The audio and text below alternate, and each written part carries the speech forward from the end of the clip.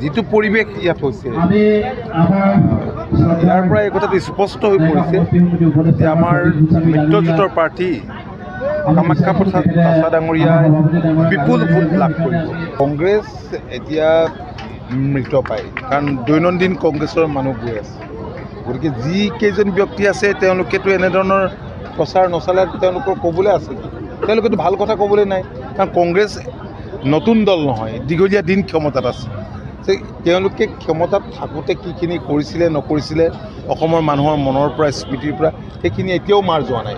মোৰ মুখখন চাওক, মোৰ কিবা ঘাম চাম ওলাইছে নেকি, মোৰ হাঁহি কমিছে নেকি? মানুহৰ মাজত আমি আছোঁ, মানুহৰ যথেষ্ট মৰম পাই আছোঁ। আমি খুব আনন্দৰে এই ইলেকশ্যনটো পাৰ হৈ যাম আৰু খুব আনন্দৰে আমি জিকিবলৈ গৈ আছোঁ। চাওক, মই নাজানো, মই কাৰো বিৰুদ্ধে মই কোৱা নাই আৰু মই নিজকে এই নিৰ্বাচনত নিজকে আগত ৰখাই নাই। মই সদায় নিৰ্বাচনত যোৰহাটৰ আগত ৰাখিছোঁ, যোৰহাটৰ ৰাইজক আগত ৰাখিছোঁ, যোৰহাটৰ স্বাভিমান আগত ৰাখিছোঁ, যোৰহাটৰ যুৱকসকলৰ আস্থা আগত ৰাখিছোঁ। তো মই যদি এই নিৰ্বাচনত মই যুঁজিছোঁ যোৰহাটৰ স্বাভিমানৰ বাবে, উজনি অসমৰ স্বাভিমানৰ বাবে, যুৱকসকলৰ সপোনৰ বাবে, আশাকৰ্মী অংগনবাড়ী কৰ্মীসকলৰ আস্থাৰ বাবে, মাজুলী সোণাৰী আৰু চাহ বাগানৰ আমাৰ বসবাস কৰা মানুহৰ অধিকাৰৰ বাবে।